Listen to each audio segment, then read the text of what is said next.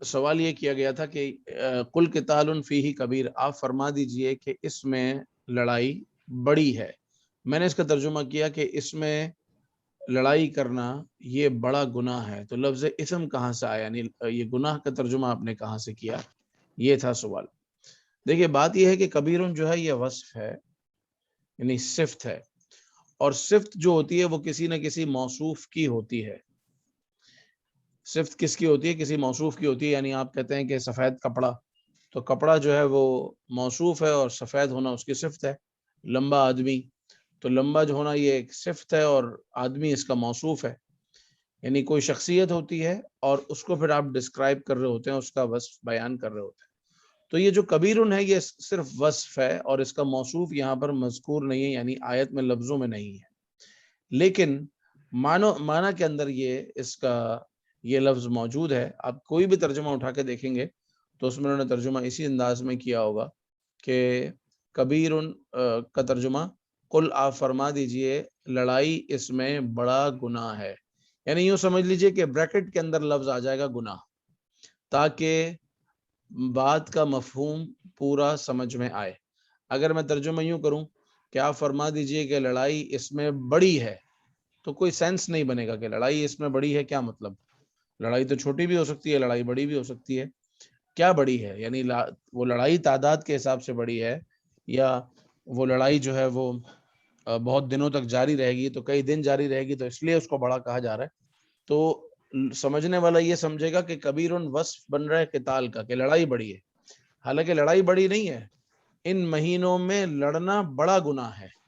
تو یہ جو بڑا ہونا ہے یہ وصف ہے گناہ کا، اس لیے اس کو بریکٹ میں نکالیں گے اور اس کا ترجمہ اس انداز پر کریں گے۔ اس کا مطلب ہے یہ جو گناہ ہے یہ آپ اس کو اس کا مفہوم سمجھنے کی جیسے مطلب یہاں پر ہے نا اسم کبیرن، اسم کبیرن، تو اسم موصوف کبیرن صفت، اسم موصوف کبیرن صفت کے بڑا گناہ۔ اسی طریقے سے یہاں پر بھی اسم اگرچہ لفظوں میں نہیں ہے لیکن انڈرسٹوڈ ہے کہ بات یہی ہے۔ ٹھیک ہے۔ یسألونک عن الخمر والمیسر، وہ آپ سے سوال کرتے ہیں شراب کے متعلق اور جوئے کے متعلق۔ آپ فرماتے، اچھا آپ لوگ ترجمہ کرے تھے، آپ کی باری تھی جی، اس کا ترجمہ کیجیے آپ۔ میں کروں؟ جنہوں نے نہیں کیا وہ کر لیں، اگر سب نے کر لیا تو پھر آپ دوبارہ شروع کر دیں۔ یسألونک،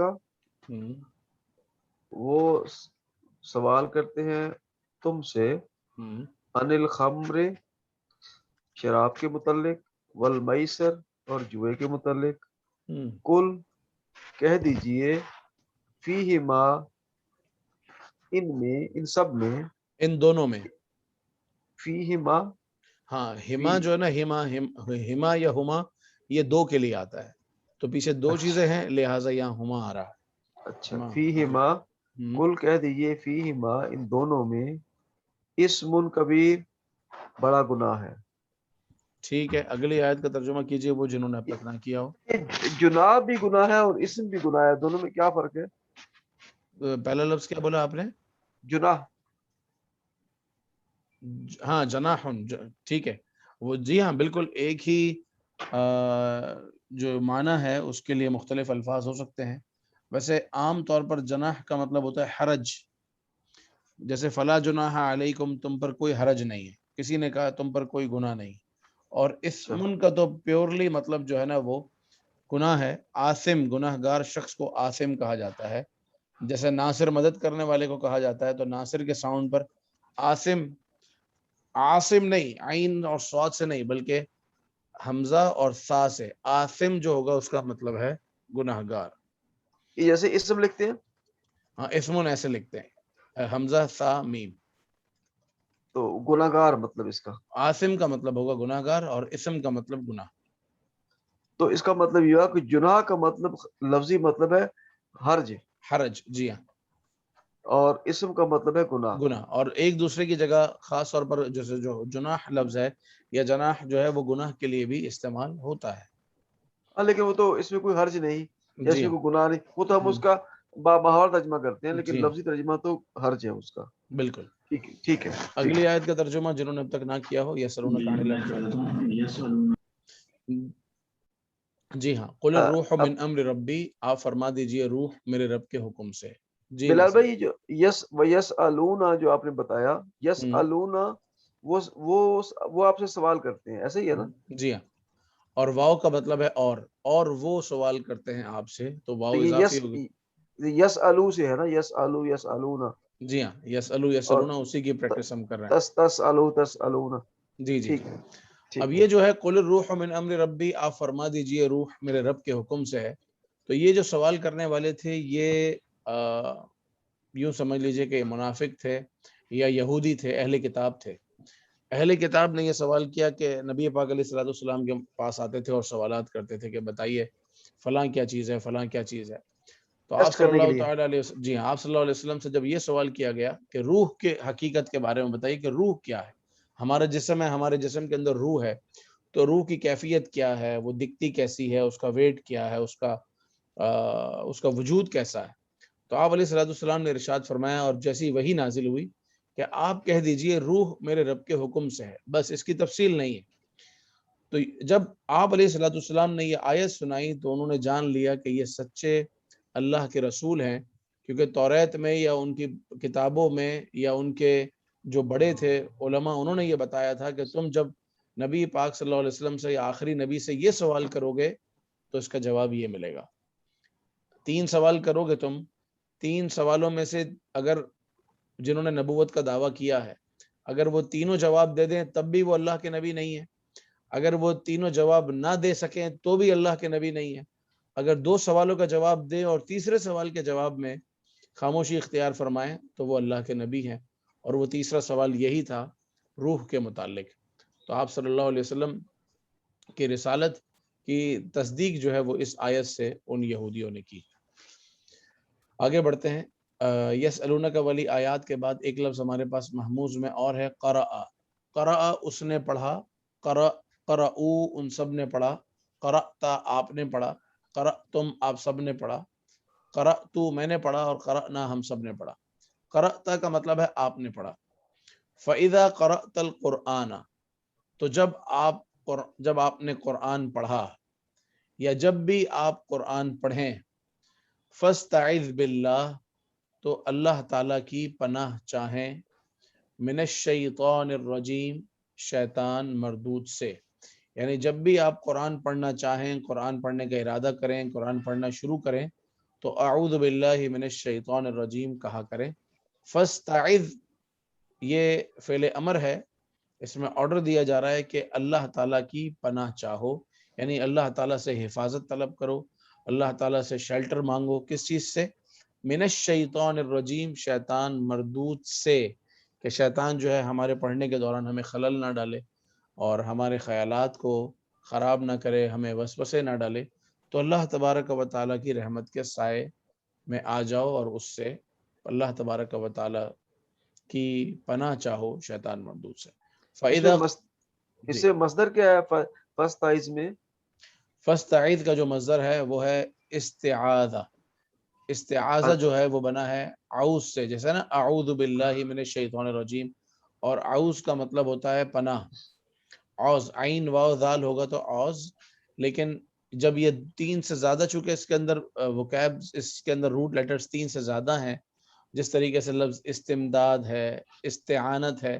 استعانت کا مطلب ہوتا ہے مدد چاہنا، استمداد کا مطلب بھی ہوتا ہے مدد چاہنا، استقبال قبلہ قبلے کی طرف منہ کرنا، استعاذہ پناہ چاہنا. اور یہ رجیم کا مطلب کیا ہوگا؟ میں نے شیطان رجیم مردود، شیطان، اور رجیم کا مطلب مردود، دھتکارا ہوا. رجیم ایک طریقے سے سمجھے ایک برا لفظ ہے جو شیطان کے لیے ہی بولا جاتا ہے. یہ رجم اور رجیم ایک ہی ہے؟ رجیم بھی جو ہے وہ رجم سے بنا ہے، کہا جا سکتا ہے. رجم بھی وہی کہ جس کو پتھر مارے جاتے ہیں، لوگوں کی نظروں میں وہ دھتکارا ہوا، رجم. جی رجم تو پتھر مارنے کو کہتے ہیں، اور جی رجیم وہ جس کو پتھر مارے جائے، ایسا نہیں لگا تو؟ نہیں، جس کو پتھر مارے جاتے ہیں اس کو مرجوم کہیں گے. رجیم وہ ہے جو دھتکارا ہوا ہے، یعنی مانوی طور پر ایک، جس طریقے سے ایک نفرت کا پہلو جس طریقے سے اس کے ہے رجم کے اندر، وہ ایک لفظ رجیم میں نظر آ رہا ہے. تو انما یأمرکم بالسوء والفحشاء، بے شک یأمرو وہ تمہیں حکم دیتا ہے، یأمرکم وہ تمہیں حکم دیتا ہے۔ یأمرو کہاں سے آیا جناب؟ اس کا فعل ماضی ہے امرا۔ امرا کا مطلب ہے اس نے حکم دیا، امرو ان سب نے حکم دیا، امرتا آپ نے حکم دیا، امرتم آپ سب نے حکم دیا۔ اس کا فعل مضارع ہے یأمرو، وہ حکم دیتا ہے، یأمرون وہ سب حکم دیتے ہیں، تأمرو آپ حکم دیتے ہو، تأمرون آپ سب حکم دیتے ہو۔ تو پہلا لفظ سب سے پہلا کیا تھا؟ یأمرو وہ حکم دیتا ہے۔ انما یأمرکم بے شک وہ حکم دیتا ہے تم کو، بالسوء والفحشاء برائی کے ساتھ اور فحش کے ساتھ، برائی کے ساتھ، اور یہ با کا تعلق سوء پہ بھی ہے اور فحش پہ بھی ہے۔ سوء ہر طرح کی برائی ہو گئی، جس میں چوری، ڈکیتی، زنا، اور کسی کا دل دکھانا، ستانا، غیبت کرنا، مسلمان کا دل دکھانا، لڑائی کروا دینا، جھگڑا کروا دینا۔ اور فحش خاص ان کاموں کو کہتے ہیں جو یا تو زنا ہوں یا زنا کی طرف لے جانے والے ہوں، یعنی گندے کام، برے کام۔ تو شیطان تمہیں ہر طرح کی برائیوں کا اور فحش چیزوں کا حکم دیتا ہے۔ یہ اگلی بلال بھائی ایک انما کو ذرا دوبارہ، یہ مجھے پھر بھول جاتا ہے، بے تو شک، دوبارہ الگ کروائیں، اننا بے شک۔ ہاں انما جس طریقے سے اننا کا مطلب ہے بے شک، اور انما جو ماں میں نے آپ کو بتایا تھا کہ یہاں جب ماں اننا کے ساتھ آتا ہے تو وہ حصر کے لیے آتا ہے۔ حصر کا مطلب کیا ہوتا ہے کہ کسی بھی چیز کو ایک دائرے میں بند کرنے کے لیے، کہ جو تمہیں انما یأمرکم بے شک وہی تمہیں برائی کا اور فحش کا حکم دیتا ہے۔ تو یہ جو آ رہا ہے نا کہ وہی ایک حصر کیا جا رہا ہے، ایک اس کو ایک دائرے میں کلوز کیا جا رہا ہے، یہ حاصل ہوتا ہے اننا کے بعد والے ماں سے، کیونکہ انما پورا مل کر حصر کا فائدہ دیتا ہے۔ حصر کا مطلب کیا ہے؟ کہ اس کو اسی باؤنڈری میں کلوز کرتا ہے۔ وہ اثار سے ہے نا؟ حصار سے ہے، یہ پہلے بات ہو چکی تھی ہماری۔ جی جی جی جی الشیطان جی یعیدکم الفقر ویأمرکم بالفحشاء، اب یہاں اور وضاحت ہو گئی، اسی مضمون کی ایک اور آیت۔ الشیطان شیطان، یعیدکم، یعیدکم کا ترجمہ آپ کریں، بتائیں کیا ہے یہ؟ یعیدو کا مطلب مجھے نہیں پتا، کم کا مطلب ہوتا تو تم سب کو۔ نہیں، یعیدو کا جی مطلب بھی آپ کو پتا ہوگا، کسی نہ کسی کو تو پتا ہوگا۔ وعدہ کرتا ہے تم سے۔ ہاں، وعدہ کرتا ہے تم سے، یعیدو وہ وعدہ کرتا ہے تم سے، وعدہ اس نے وعدہ کیا، اس کا فعل مضارع ہے یعیدو، وعدہ یعیدو، وعدہ اس نے وعدہ کیا، یعیدو وہ وعدہ کرتا ہے۔ یہ ہے مثال کا چیپٹر ہے، اس کے اندر وعدہ اور یعیدو آتا ہے۔ تو شیطان وعدہ کرتا ہے تم سے الفقر غربت کا، وَيَأْمُرُكُمْ بِالْفَحْشَاء اور حکم دیتا ہے تمہیں فحش کے ساتھ، برے برائیوں کا، کا۔ ہاں برائیوں کا۔ اگلی آیت، تأمرون بالمعروف وتنہون عن المنکر وتؤمنون باللہ، تم سب حکم دیتے ہو، تأمرون بالمعروف تم سب حکم دیتے ہو بھلائیوں کا، نیکی کا۔ نیکی کا۔ معروف ہر بھلے کام کو معروف کہتے ہیں، ہر اچھی بات کو معروف کہتے ہیں۔ اور تأمرون کا کیسے بنا ہے؟ تو اس کا فعل ماضی ہے امرا اور فعل مضارع ہے یأمرو۔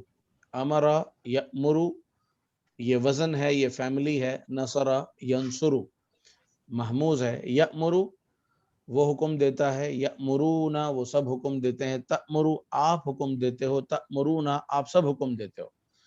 تو چونکہ خطاب ہے صحابہ سے، تأمرون بالمعروف تم سب حکم دیتے ہو بھلائی کا، وتنہون عن المنکر اور تم سب منع کرتے ہو منکر سے، یعنی برائی سے۔ منکر کہتے ہیں ہر وہ بات جس سے جو بری ہو۔ وتؤمنون باللہ اور تم سب ایمان لاتے ہو اللہ کے ساتھ، تم سب ایمان لاتے ہو اللہ کے ساتھ۔ یہ تین کوالٹیز ہیں ایمان والوں کی، ایمان لاتے ہو، بھلائیوں کا حکم دیتے ہو، برائیوں سے منع کرتے ہو۔ اسی مضمون کی ایک اور آیت، مگر وہ تھرڈ پرسن کے لیے، یؤمنون باللہ وہ سب ایمان لاتے ہیں اللہ کے ساتھ، وبالیوم الآخر اور آخرت کے دن پر، یا آخرت کے دن کے ساتھ ایمان لاتے ہیں، وہ سب ایمان لاتے ہیں اللہ اور آخرت کے دن پر، ویأمرون بالمعروف اور وہ حکم دیتے ہیں نیکی کا. تو پہلے بات ہوئی جب ان کو سیکنڈ پرسن یعنی ان سے بات ہو رہی ہے تو تأمرون، اور ان کے بارے میں جب بات ہو رہی ہے تو یأمرون. جب ان کو سامنے رکھ کر بات ہو رہی ہے تو تؤمنون، اور جب ان کے بارے میں بات ہو رہی ہے تو یؤمنون. جیسے اگر میں آپ سے بات کروں گا کہ آپ روزانہ کلاس میں شرکت کرتے ہیں تو انتم تشارکون، انتم تشارکون فی الصف، آپ سب شرکت کرتے ہیں ہمارے درس میں فی الدرس. اور اگر میں کسی اور کو بتاؤں گا تو میں کہوں گا ہم یشارکون فی الدرس. یا جو ہے وہ تھرڈ پرسن کے لیے اور تا جو ہے وہ سیکنڈ پرسن کے لیے. تو یہی فرق ہے سیکنڈ لاسٹ آیت میں اور لاسٹ آیت میں کہ تأمرون بالمعروف، تم بھلائی کا حکم دیتے ہو، یأمرون بالمعروف، وہ بھلائی کا حکم دیتے ہیں. تؤمنون باللہ، تم ایمان لاتے ہو اللہ پر، یؤمنون باللہ، وہ ایمان لاتے ہیں اللہ. ٹھیک ہے. تو یہ تأمرون اور یأمرون کو دیکھ کے کنفیوز نہیں ہونا کہ اس کا ترجمہ کیا کرنا ہے. اگر آپ نے وہ اسٹرکچر اور ٹیبل اچھی طرح یاد کیے ہوئے تو آپ سمجھ جائیں گے کہ کیا ترجمہ ہونا ہے. اسی طرح یؤمنون اور تؤمنون کا بھی آپ نے فرق سمجھ لیا. ٹھیک ہے. اب آپ ترجمہ کریں گے فَإِذَا قَرَأْتَ الْقُرْآن سے لے کے اور آخری آیت تک 1 by 1، 1 2 3 4 5 آیتیں. چلیں جناب.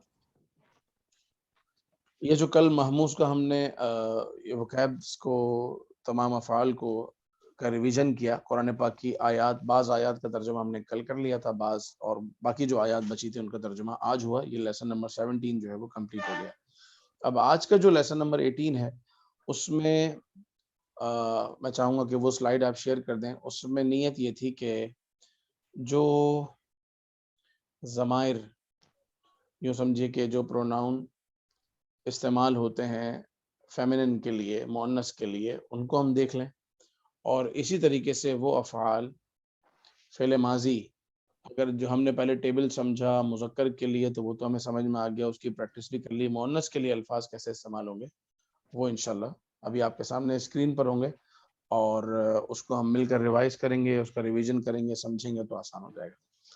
دیکھیے مذکر کے لیے ہم پڑھتے تھے ہوا، ہم، انتا، انتم، انا، نحن. ہوا وہ ایک مرد، ہم وہ سب مرد، انتا آپ ایک، انتم آپ سب، انا میں، نحن ہم سب. یہ ہمارا پہلے دن کا سبق ہے. اب ہوا ہوتا ہے، اس کا مطلب ہے تھرڈ پرسن سنگولر اور میل ہے، تو ہوا وہ ایک مرد. اگر وہ ایک عورت ہو تو ہوا کی جگہ لفظ استعمال ہوگا ہیا. تو مل کے کہیے کیا لفظ استعمال ہوگا، کہیے ہیا. اور اگر ہمیں اس کا پلورل کرنا ہو تو ہوگا ہن. ہن ہا پر پیش ہے، ہن، ہیا، ہن، ہیا، ہن. ہیا وہ ایک عورت، ہن وہ سب عورتیں. اور انتا استعمال ہوتا تھا مرد کے لیے، اور مؤنث کے لیے استعمال ہوگا انتی. انتی یعنی آپ ایک عورت، انتن آپ سب خواتین. انتی انتن. باقی اپنے لیے تو ظاہر ہے چاہے مرد ہو یا عورت ہو، اپنے لیے انا اور نحنو ہی کہے گا یا کہے گی. اگر میں کہوں گا تو بھی میں انا نحنو استعمال کروں گا. اگر کوئی خاتون اپنے لیے کہے گی تو وہ انا اور نحنو ہی استعمال کریں گی. تو مؤنث کے جو ہے وہ صرف آپ کو 4 یاد کرنے، ہیا، ہن، انتی، انتن. ہن اور انتن دونوں میں نون مشدد ہے، ہن انتن. تو پتہ چل گیا کہ یہ دونوں جمع کے لیے ہیں، پلورل ہیں. اب جو سنگولر ہیں وہ کون کون سے ہیں؟ ہوا کے مقابلے میں ہیا، اور انتا کے مقابلے میں انتی. انتا فار میل، انتی فار فیمیل. کیف حالک، آپ کا کیا حال ہے جب ہم کسی مرد سے ملیں گے تو.